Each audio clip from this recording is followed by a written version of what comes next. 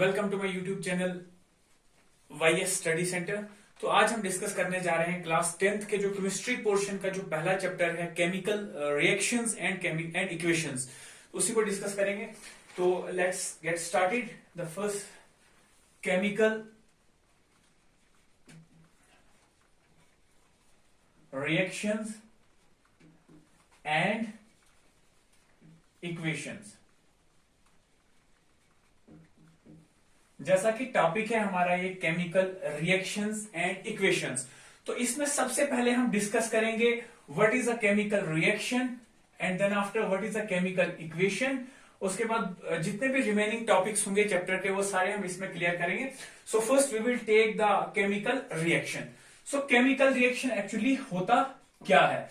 तो chemical reaction असल में होता है it is a process when the two or more substances react and form a third new substance, but the condition is that कि जो हमारे पास तीसरा नया substance बनता है, the properties of that substance should not be similar to their to the substance that are involved in the reaction. So मैं write down करता हूं पहले। असल में केमिकल रिएक्शन होता क्या है? ये होता है एक process in which two or more substances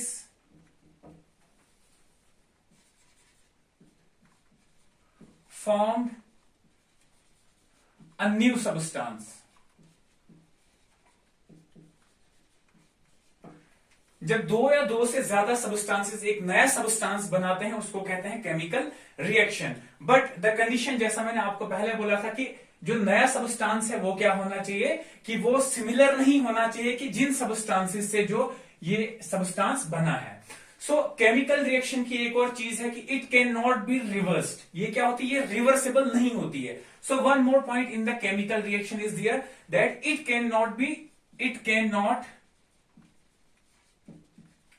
B reversed by any physical method. So students, इसका मतलब क्या हो गया कि इसको हम रिवर्स मतलब हो गया इन इट्स ओरिजिनल स्टेट। हम इसको अपनी ओरिजिनल स्टेट में नहीं ला सकते हैं किसी भी फिजिकल मेथड से। सो ओरिजिनल स्टेट क्या होगी? ओरिजिनल स्टेट होगी यहां पे जो two or more than two substances हो गए, ये हो गए इसके ओरिजिनल स्टेट। तो फिजिकल मेथड्स। अब यहां पे एक पॉइंट आया हमारे पास, physical methods. So what are this physical methods? So आपने पढ़ा होगा फिजिकल मेथड्स लाइक हमारे पास हो गया इवापोरेशन। इवापोरेशन हो गया, उसके बाद हमारे पास फिल्ट्रेशन हो गया,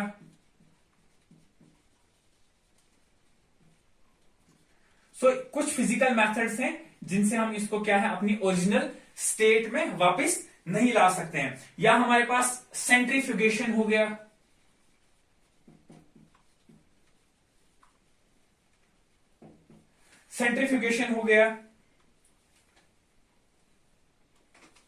या डिस्टिलेशन हो गया। सो इन फिजिकल मेथड से हम इसको क्या रिवर्स नहीं कर सकते हैं। तो आपको केमिकल रिएक्शंस का थोड़ा बहुत जनरल आइडिया लग गया होगा। लेकिन द क्वेश्चन अराइजेस हियर कि हमें कैसे पता चलता है कि एक केमिकल रिएक्शन जो है वो हो गई है। So there are various steps that involve in the chemical reaction, जिससे हमें यह पता चलता है कि एक केमिकल रिएक्शन जो है वो हो चुकी है। सो दीज स्टेप्स मैं यहां पे राइट डाउन करूंगा उन स्टेप्स को। सो हमें कैसे पता चलता है कि एक केमिकल रिएक्शन जो है वो हो चुकी है? So there are various steps that are involved. If the first step is if there is a change in state. अगर कभी भी चेंज इन स्टेट, अगर किसी भी सबस्टांस का स्टेट चेंज हो गया हो तो उसका मतलब क्या हो गया? उसका मतलब हो गया कि एक केमिकल रिएक्शन जो है वो हो चुकी है। अब चेंज इन स्टेट की हम एग्जांपल ले लेते हैं। For example we will take the water. In water is in ice state. अगर हमारे पास क्या होता है, आइस फॉर्म में होता है, आइस फॉर्म जो होता है वाटर का ही एक फॉर्म होता है। If the ice changes into the water, तो आइस का जो फिजिकल स्टेट है वो क्या होता है? दैट इज द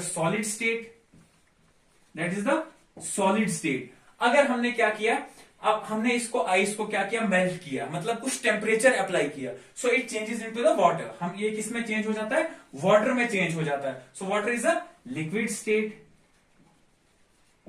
तो देखो यहां पे क्या हो गया, एक सॉलिड जो है वो लिक्विड में चेंज हो गया। तो सॉलिड लिक्विड में चेंज हो गया मतलब एक स्टेट चेंज हो गया है, फिजिकल स्टेट जो है चेंज हो गया है सब्सटेंस का। तो इसका मतलब क्या हो गया, केमिकल रिएक्शन जो है वो हो चुकी है।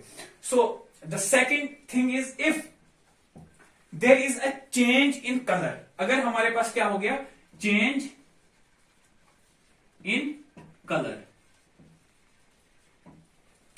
क्या हो गया, अगर केमिकल रिएक्शन होने के बाद, अगर केमिकल रिएक्शन होने से पहले किसी सब्सटेंस का कलर जो है वो अलग है, और केमिकल रिएक्शन होने के बाद जो केमिकल सब्सटेंस का जो कलर है दैट शुड बी डिफरेंट, तो it means the chemical reaction has done. उसका मतलब भी क्या हो गया कि एक केमिकल रिएक्शन जो है वो हो चुकी है।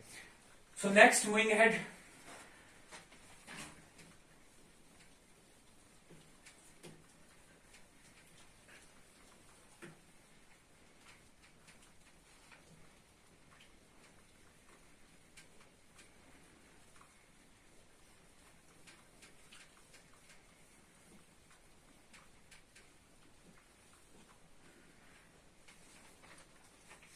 नाउ द थर्ड थिंग, तीसरी चीज जिससे हमें पता चलता है कि एक केमिकल रिएक्शन जो है वो हो चुकी है। The third thing is change in temperature. Change in temperature, अगर किसी भी केमिकल सब्सटेंस का टेम्परेचर जो है वो चेंज हो गया, इसका मतलब क्या हो गया, the chemical reaction has done. इसका मतलब भी ये हो गया कि एक केमिकल रिएक्शन जो है वो हो चुकी है। And the fourth and the last step is that if there is an evolution of gas, evolution of gas. So the fourth step is evolution of gas. अगर किसी भी केमिकल सब्सटेंस से गैस इवॉल्व होती है तो उसका मतलब क्या हो गया, वो भी एक केमिकल रिएक्शन जो है वो हो चुकी है। इसके बाद बात करेंगे हम हमारी डे टू डे लाइफ में। आपने देखा होगा हमारी डे टू डे लाइफ में भी बहुत सारी केमिकल रिएक्शंस जो है वो होती हैं जिन पे हम गौर नहीं करते हैं। तो I will give you some of the examples in our daily life of a chemical reaction. तो एक ह्यूमन बीइंग से रिलेटेड में दे दूंगा। तो हमारे पास देखो आपने वी रेस्पायर, हम सांस लेते हैं। So the first example of day to day life of the chemical reaction is day to day life examples. हमारी रोजमर्रा की जिंदगी में भी कुछ केमिकल रिएक्शन जो है, कुछ नहीं बहुत सारी केमिकल रिएक्शन जो है होती रहती हैं। So the first example is respiration. हम सांस लेते हैं, we will take the oxygen gas and oxygen के रिप्लाई में हम कौन सी गैस जो है वो एक्सहेल करते हैं, that is the carbon dioxide. देखो O2 and we exhale the CO2। तो ओरिजिनल हमारे पास क्या था, हमारे पास CO2 हमने एक्सहेल किया। तो this is also an example of the chemical reaction. Second thing is digestion of food. Digestion of food, हम रोज खाना खाते हैं। So digestion of food is also an day to day example of the chemical reaction. Digestion of food में क्या होता है, हम फूड जो है वो कम्प्लेक्स फॉर्म में लेते हैं, कम्प्लेक्स फॉर्म में लेते हैं। फर्दर द डाइजेस्टिव जूसेस जो भी होते हैं हमारी, that is the biological thing. तो वो क्या करते हैं, ब्रेक डाउन करते हैं प्रोटीन्स को, फैट्स को, विटामिन को अलग अलग करते हैं। मतलब कहने का मतलब यही होगा कि न्यू सब्सटेंसेस जो है वो बनते हैं। तो वो जो न्यू सब्सटेंसेस होते हैं उनकी प्रॉपर्टी जो है ओरिजिनल सब्सटेंस के जैसे नहीं होती है। तो मतलब ये भी क्या होगी, एक केमिकल रिएक्शन होगी। इसके अलावा the third example that is change of milk into curd. दूध का दही में चेंज हो जाना, that is also an example of the day to day life of a chemical reaction. तो ये कुछ हमारी जो डे टू डे लाइफ की एग्जांपल होती है। हाँ, one more example that is very common example. ये जो एग्जांपल मैं फोर्थ एग्जांपल देने जा रहा हूं दैट इज वेरी कॉमन, हमारे सबके घरों में ये जो है होती है। That is the rusting of iron. That is rusting of iron. Iron की जो चीजें होती हैं उनको जंग लगना, उनको जंग लगता है, that is also chemical reaction. उसमें असल में क्या होता है, आई विल एक्सप्लेन इट। कि रस्टिंग ऑफ आयरन में क्या होता है, when we expose the iron articles in the outer atmosphere, क्या होता है आयरन, अगर आपको पता होगा आयरन का सिंबल क्या होता है Fe। तो जब हम आउटर एटमॉस्फेयर में आयरन को एक्सपोज करते हैं तो आपको पता है कि oxygen gas is present in our atmosphere, तो इट रिएक्ट्स विद ऑक्सीजन। वो क्या करता है, ऑक्सीजन के साथ रिएक्ट करता है, और FeO that is the ferric oxide और आयरन ऑक्साइड, इसको बोलते हैं फेरिक ऑक्साइड और आयरन ऑक्साइड। वो क्या करता है, आयरन का ऑक्साइड बनाता है, that is the brownish colour, red colour का आपने देखा होगा। तो वो क्या होता है, वो रस्ट होता है असल में। That is also an example of the day to day example of the chemical reaction. So with that हमारा केमिकल रिएक्शन पार्ट आपको समझ आ गया होगा। इसके साथ हमारा केमिकल रिएक्शन पार्ट खत्म होता है। Now moving ahead we will take the chemical equation part.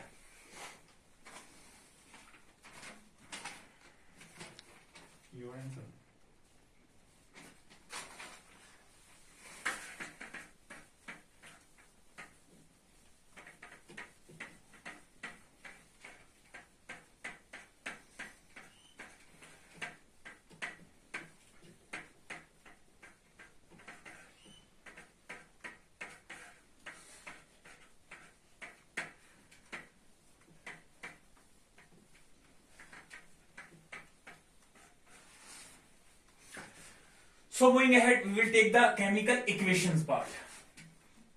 Chemical equation.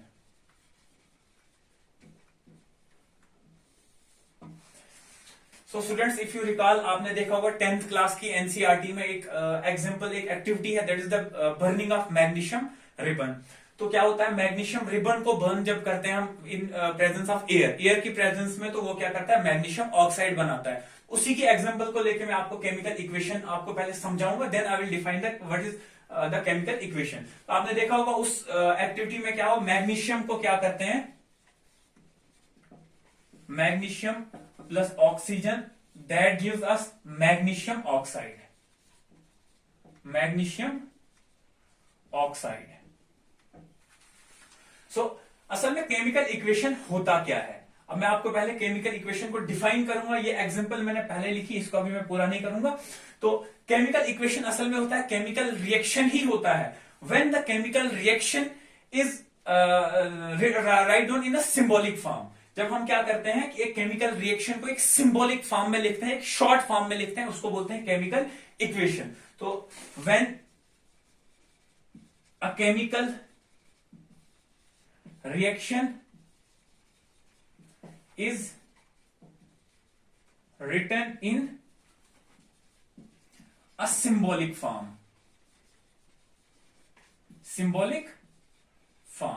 known as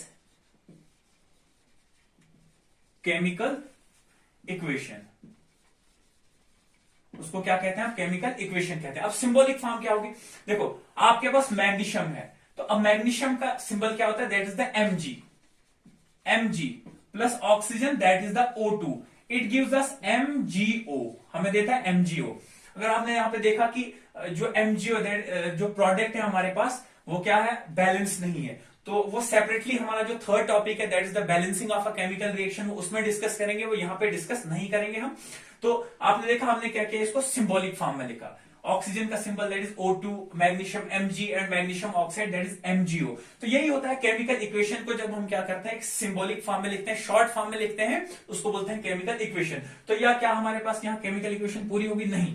chemical equations के साथ उसकी फिजिकल स्टेट, केमिकल इक्वेशंस के साथ जो एलिमेंट्स हैं उनकी फिजिकल स्टेट जो है मेंशन करना, that is necessary. Physical state mention जब तक नहीं करेंगे तब तक हमारी केमिकल इक्वेशन जो है वो पूरी नहीं होती है।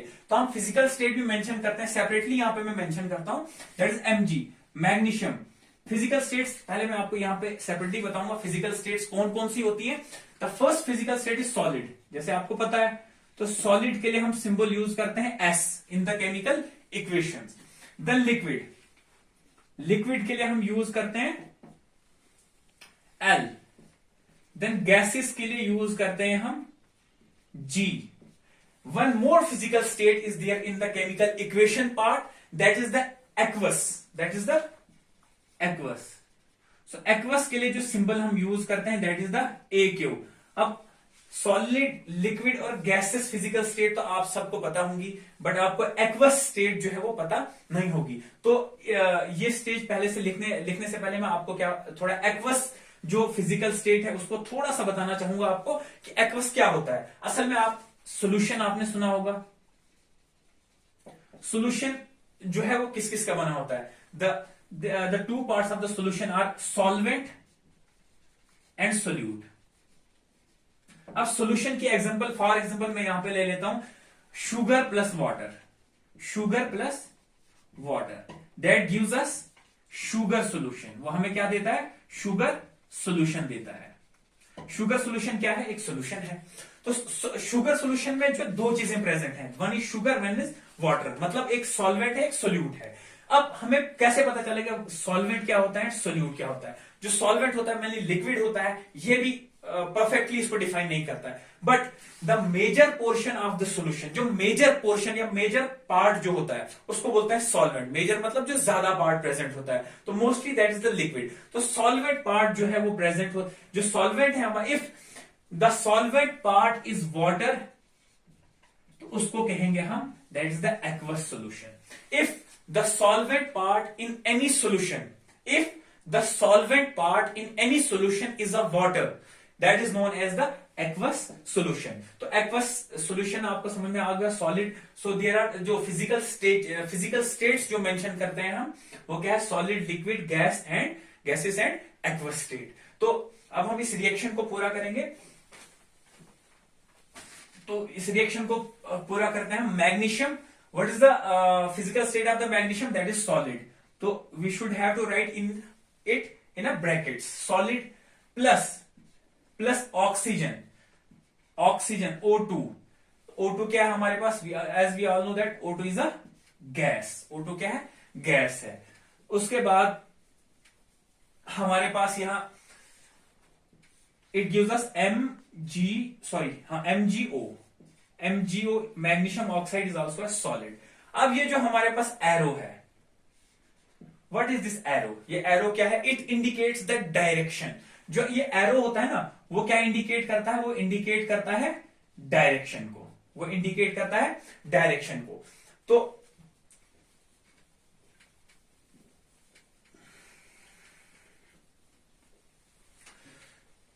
अब आप देखेंगे कि जो ये एरो होता है, जो एरो का टेल एंड होता है, टेल जो टेल एंड वाली साइड प्रेजेंट होते हैं substances that are known as reactants. उनको क्या कहते हैं, उनको कहते हैं रिएक्टेंट्स। और जो हमारे पास हेड एंड, ये जो टेल एंड है, टेल एंड की तरफ आपको दिख रहा होगा, टेल एंड की तरफ जो प्रेजेंट होते हैं substances that are known as the reactants, और जो हेड एंड की तरफ होते हैं, head end, that are known as the products. यही एक केमिकल रिएक्शन है, प्रोडक्ट्स। तो ये हमारे पास देखो, अब chemical reaction, if you recall, अभी हमने थोड़ी देर पहले केमिकल रिएक्शन डिस्कस किया था। मैंने बोला था कि जब two or more than two substances combined to form a new substance, तो हमारे पास यहाँ पे न्यू सबस्टांस क्या हो गया, ये MgO, मैग्नीशियम ऑक्साइड। और एक और चीज बोली थी कि मैग्नीशियम ऑक्साइड, या मैंने बोला था कि जो न्यू सबस्टांस बनता है उसकी जो प्रॉपर्टीज होती है वो सिमिलर नहीं होती है उसके जो सबस्टांस जिनसे बना होता है। मतलब कि यहां पे क्या हो गया, मैग्नीशियम ऑक्साइड की जो प्रॉपर्टीज हैं वो मैग्नीशियम और ऑक्सीजन से सिमिलर नहीं है, मतलब नहीं मिलती है। So that is the chemical equation part. तो वंस अगेन कि केमिकल इक्वेशन क्या होता है, जब भी हम केमिकल रिएक्शन को एक सिंबॉलिक फॉर्म में लिखते हैं, शॉर्ट फॉर्म में लिखते हैं, उसको बोलते हैं chemical equation. But chemical equation is incomplete without its physical state. ये चीज याद रखना, जब तक ना हम उनके फिजिकल स्टेट्स, जो एलिमेंट्स इन्वॉल्व है केमिकल रिएक्शन में, जब तक ना हम उनके फिजिकल स्टेट्स मेंशन करेंगे, तब तक केमिकल इक्वेशन क्या है, दैट इज द इनकम्प्लीट। सो इसके साथ ही हमारा केमिकल इक्वेशन पार्ट जो है वो खत्म होता है। So moving ahead, the third topic is balancing a chemical equation. Chemical equation को बैलेंस कैसे करते हैं, लेकिन उससे पहले क्या है कि what is a balance chemical, फिलहाल बैलेंस केमिकल इक्वेशन होता क्या है, देन आफ्टर आई विल, उसके बाद मैं आपको बताऊंगा कि हमारे पास जो क्या बोलते हैं उसको, केमिकल इक्वेशन है, उसको बैलेंस कैसे करते हैं।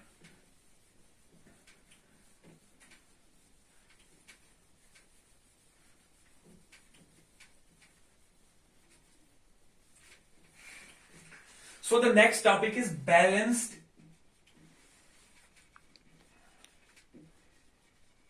chemical equation. एक केमिकल इक्वेशन को बैलेंस कैसे करते हैं, बैलेंस कैसे करते हैं, नहीं उससे पहले हम ये डिस्कस करेंगे कि बैलेंस होता क्या है असल में. आपने अगर पढ़ा होगा, if you recall the class ninth में आपने एक लॉ पढ़ा होगा, that is the law of conservation of mass. Law of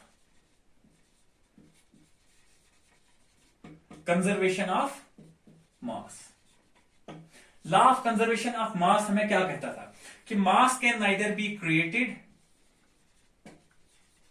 mass can neither be created nor destroyed.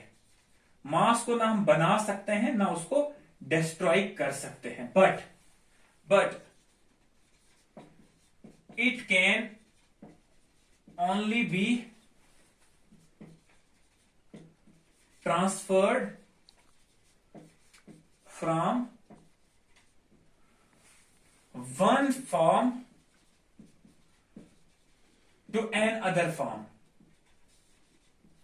उसको हम एक फॉर्म से दूसरी फॉर्म में चेंज कर सकते हैं, मतलब सॉलिड से लिक्विड में, लिक्विड से गैसेस में, मतलब फॉर्म चेंज कर सकते हैं. अब आप the question arises here that कि जो लॉ ऑफ कंजर्वेशन ऑफ मास है उसका क्या लिंक है बैलेंस केमिकल इक्वेशन के बैलेंसिंग के साथ. यस, तो लिंक है. लिंक क्या है कि आपने देखा होगा कि मैंने क्या बोला कि मास को ना हम क्या कर सकते हैं, ना क्रिएट कर सकते हैं ना डिस्ट्रॉय कर सकते हैं. तो इसका मतलब हो गया, अभी example for example A plus B that gives us C plus D. तो हमारे पास अभी मैंने आपको बोला जो left hand side that is the reactants. ये क्या हो गया हमारे पास, रिएक्टेंट्स एंड प्रोडक्ट्स. अगर हम मास को ना क्रिएट कर सकते हैं ना डिस्ट्रॉय कर सकते हैं, इसका मतलब क्या हो गया, ए बी पार्ट में जितना मास होगा वो प्रेजेंट होना चाहिए सी एंड डी पार्ट में. वंस अगेन, अगर हमारे पास जो मास है ना क्रिएट कर सकते हैं ना डिस्ट्रॉय कर सकते हैं, तो A B part reactant part में जितना मास होगा वो उतना ही मास प्रेजेंट होना चाहिए सी डी. क्या मतलब, प्रोडक्ट साइड में भी उतना ही मास होना चाहिए. तो इसके अलावा या हम ये कह सकते हैं, इससे हम ये कह सकते हैं कि number of atoms of reactants should be equal to number of atoms of products. कि रिएक्टेंट्स के जितने नंबर ऑफ एटम्स हैं उतने ही क्या है प्रोडक्ट साइड में भी नंबर ऑफ एटम्स प्रेजेंट होने चाहिए. उसको बोलते हैं बैलेंस्ड केमिकल इक्वेशन. अगर नंबर ऑफ एटम्स जो है रिएक्टेंट्स में और प्रोडक्ट्स में बराबर होंगे उसको हम कहेंगे एक बैलेंस्ड केमिकल इक्वेशन. लेकिन अनबैलेंस्ड किसको कहेंगे, तो ऑब्वियसली बात है अनबैलेंस्ड कहेंगे if the number of atoms या if the mass of reactant and products are not equal, या if the number of are not equal. तो if the number of atoms of reactant and products are not equal, उसको कहेंगे हम unbalanced chemical equation. तो balanced chemical equation आपको समझ में आ गया होगा कि if the number of atoms are equal on the both sides of a chemical equation. तो उसके बाद अनबैलेंस्ड केमिकल इक्वेशन को हम डिस्कस करेंगे. जो मोस्ट इंपॉर्टेंट थिंग जो 10th क्लास के स्टूडेंट्स 10th में ही स्टार्टिंग में आता है कि how to balance a chemical equation. So जो मोस्ट डिफिकल्ट पार्ट इस चैप्टर का रहता है वो यही रहता है. तो मैं आपको, मेरे पास बहुत सारी क्वेरीज आई थी कि सर आप जो केमिकल रिएक्शन राइट डाउन करते हो उसी में आप बैलेंस कर लेते हो और आप हमें स्टेप बाय स्टेप सिखाते हो, तो हमें भी सिखाओ कि आप ऐसे कैसे करते हो. तो जब तक आप बेसिक्स लर्न नहीं करोगे तो आपको जो है जो शॉर्ट फॉर्म्स है वो समझ नहीं आएगा. तो इट्स बेटर आपको क्या है कि स्टेप बाय स्टेप ही पहले सीखो. उसके बाद क्या होता है कि आप जनरली जो है वन व्यू में कर सकते हो. तो हम स्टेप बाय स्टेप में आपको सिखाऊंगा कि how to balance a chemical equation. So the next topic moving ahead, the next topic is how to balance a chemical equation.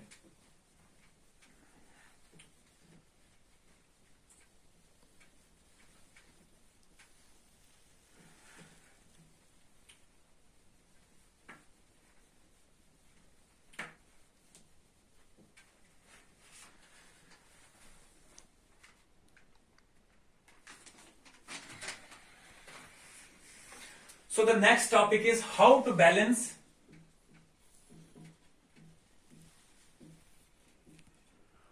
Balance a chemical equation.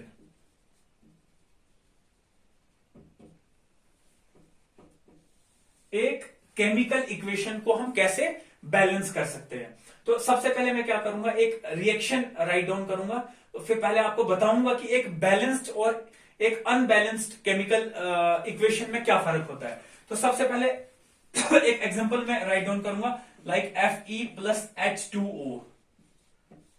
Fe क्या होता है, iron, and H2O, iron is a solid. Don't forget to mention the physical state. H2 is a liquid. It gives us Fe3O4 plus H2. H2 is a gas and Fe3O4 ferric oxide. जैसे मैंने आपको बोला Fe iron oxide या ferric oxide, iron का जो दूसरा नाम है दैट इज द फेरिक। तो Fe3O4 that is the solid. वो क्या है, सॉलिड है। अब देखो मैं आपको यहां पे सबसे पहले ये बताऊंगा कि ये बैलेंस्ड है या अनबैलेंस्ड है। तो उसके लिए क्या करना है आपको, एक रिएक्शन को पहचानने के लिए, how to identify a balanced और इम्बैलेंस्ड केमिकल इक्वेशन। तो सबसे पहले आप क्या करेंगे, देखो ये कौन सा पार्ट है, that is the reactant part, that is the reactant part, और ये हो गया हमारा product part, that is the product part. इसको हम लेफ्ट हैंड साइड भी लिख सकते हैं, लेफ्ट हैंड साइड क्योंकि लेफ्ट हाफ में प्रेजेंट होता है, और इसको हम RHS राइट हैंड साइड भी लिख सकते हैं। तो सबसे पहले क्या करना है, हमें यहां से एलिमेंट्स का नाम लिखना है, those elements which are involve in the chemical equation. And यहां पे आप लिखो reactants, number of atoms present in reactants, number of atom present in reactants, कितने एटम जो है रिएक्टेंट्स पार्ट में प्रेजेंट है, और इसी तरह number of atoms present in products, number of atom present in products. तो बहुत सारी बुक्स में ये भी लिखा होता है, यहां पे रिएक्टेंट्स की जगह LHS लिखा होता है लेफ्ट हैंड साइड। तो लेफ्ट हैंड साइड का मतलब भी रिएक्टेंट्स ही हो गया, तो डोंट कंफ्यूज देयर। और प्रोडक्ट्स की जगह RHS लिखा होता है, तो आप LHS RHS लिखो या रिएक्टेंट्स प्रोडक्ट्स लिखो, one is the same thing. तो सबसे पहले हम क्या करेंगे, देखेंगे कौन कौन से एलिमेंट्स जो है इन्वॉल्व है। द फर्स्ट एलिमेंट इज, आप देख रहे हो Fe आयरन, तो लिखो iron. So how many atoms of iron are involve in the reactant part. तो देखो Fe क्या है, सोलो है, सोलो मतलब सिंगल है, तो मतलब only one atom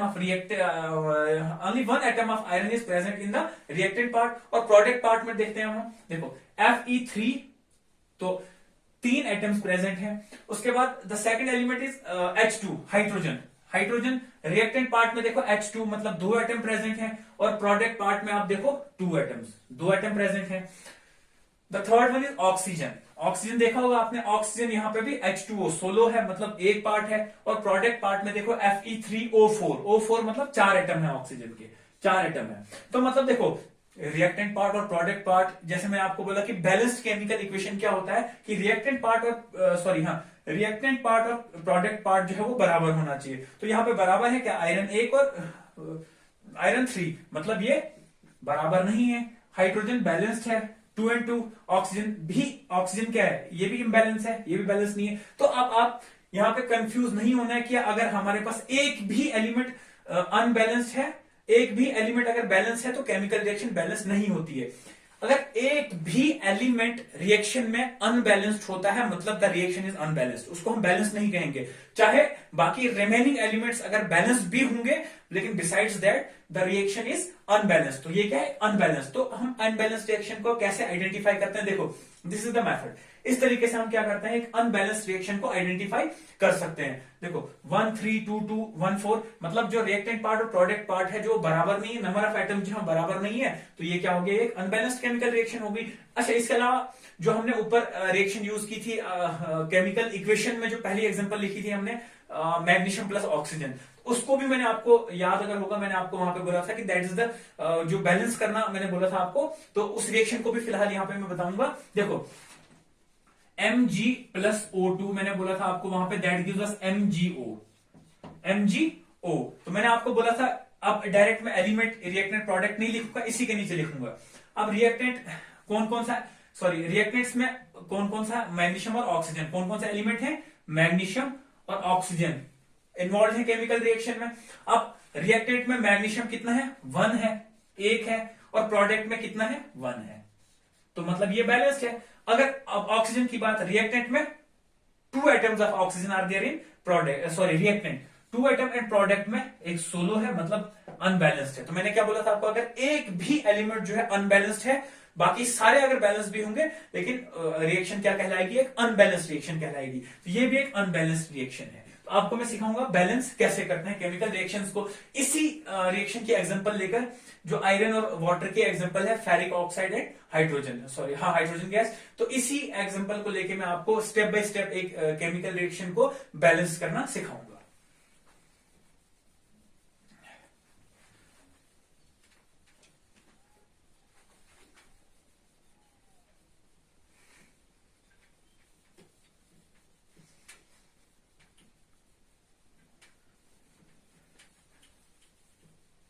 so reaction को थोड़ा दूर दूर रखना है। क्या रिएक्शन थी ये, Fe plus H2O that is water, that gives us Fe3O4 plus H2 So for balancing a chemical equation, the very first step by step सीखते हैं। So the very first step is that draw boxes. आपके जो 10th class की NCERT की science की book है, उसमें भी बहुत अच्छी तरह से इलेबोरेट किया है कि बैलेंस कैसे करते हैं। तो सबसे पहला जो स्टेप है आपका स्टेप 1, वो क्या है, draw boxes around every part of a chemical equation. Chemical equation में जितने भी एलिमेंट्स, सब्सटेंसेस इन्वॉल्व हैं, उनके अराउंड क्या करना है, बॉक्स बनाने हैं आपको। ये बॉक्स, अब ये बॉक्स का क्या पर्पस है, ये जो बॉक्स बनाए हमने, इनका क्या पर्पस है। The purpose of these boxes is that कि आपको इन बॉक्सेस के अंदर कोई भी चेंज नहीं करना है, ठीक है। जो भी बॉक्स हमने ड्रा किए, जो ओरिजिनल सब्सटेंस है, जो ओरिजिनल पार्ट है केमिकल रिएक्शन के, उनको हमने छेड़छाड़ नहीं करना है, उनको हमने बिल्कुल भी चेंज नहीं करना है। सो ये बॉक्स इस पर्पस के लिए है, ठीक है। तो वो मैं राइट डाउन नहीं करूंगा। नाउ द सेकंड स्टेप,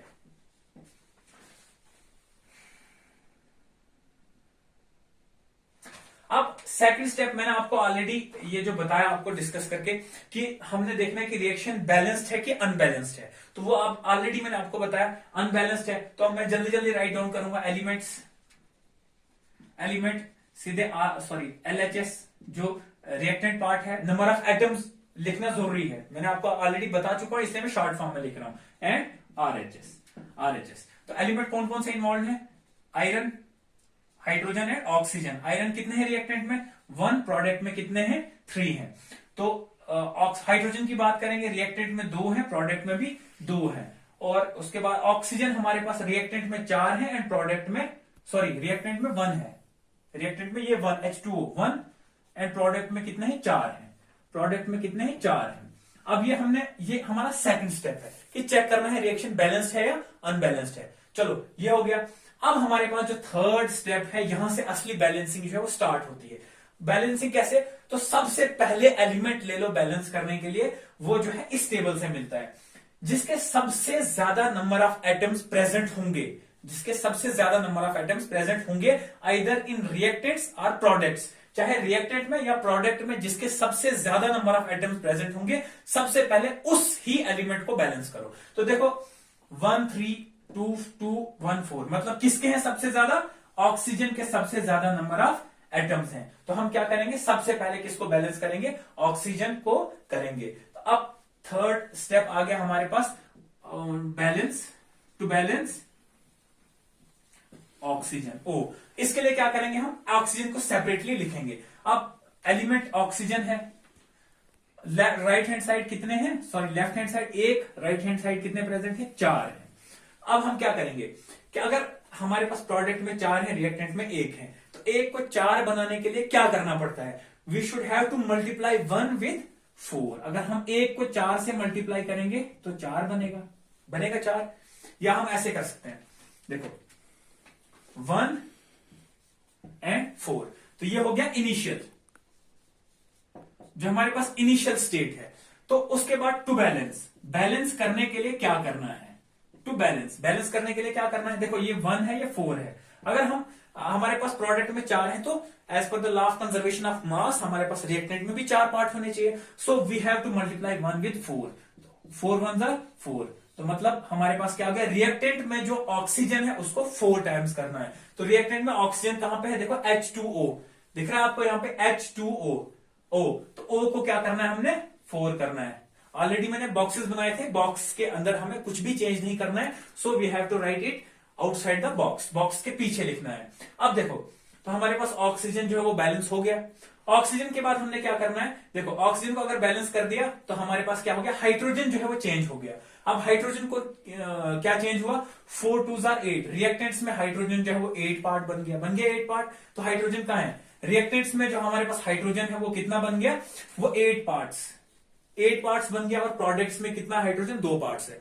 सो हम क्या करेंगे? अब हमारे पास थर्ड स्टेप, जो हमारे पास थर्ड स्टेप था, सो हम अब फोर्थ स्टेप करेंगे। तो ये ऊपर से फोर्थ स्टेप लिखेंगे। फोर्थ स्टेप में आपने देखा कि हमारे पास हाइड्रोजन जो है रिएक्टेंट में 8 और प्रोडक्ट में 2, और हाइड्रोजन के अलावा हमारे पास आयरन बचा, that is 1 and 3, 4 parts and 8 और 2। तो ज्यादा कौन सा हुआ? हाइड्रोजन हुआ। सो हम सेकेंडली क्या लेंगे? हम सेकेंडली किसको क्या बोलते हैं, बैलेंस करेंगे? हम करेंगे हाइड्रोजन को। क्यों? कि ऑक्सीजन, क्योंकि आयरन और हाइड्रोजन ही बचे हैं हमारे पास, और आयरन और हाइड्रोजन में किसके ज्यादा नंबर ऑफ एटम्स हैं? किसके हैं? हाइड्रोजन के हैं। सो हम हाइड्रोजन लेंगे। सो एलिमेंट हम हाइड्रोजन लेंगे। हाइड्रोजन इनिशियल स्टेज में क्या है? रिएक्टेंट्स या LHS में कितना है? 8 है। और RHS राइट हैंड साइड में कितना है? राइट हैंड साइड में 4 है ना? 4 नंबर ऑफ एटम्स और 8 नंबर ऑफ एटम्स। देन अब इसको बैलेंस करने के लिए क्या करेंगे? To balance. तो बैलेंस करने के लिए हम क्या करेंगे? 4 एंड 2, 8 एंड 4 नहीं है, 8 एंड 2। जो हमारे पास प्रोडक्ट्स हैं, प्रोडक्ट्स में हाइड्रोजन H2 है। सो हम क्या करेंगे? अब हमने क्या करना है? रिएक्टेंट्स में रिएक्टेंट्स लेफ्ट हैंड साइड में अगर 8 है तो प्रोडक्ट्स में भी 8 होने चाहिए। सो हम क्या करेंगे? 8 और 2। तो हम 2 को हमने 8 बनाना है, तो what we have to do? We have to multiply 2 with 4, 4 2 8। मतलब हमने क्या किया?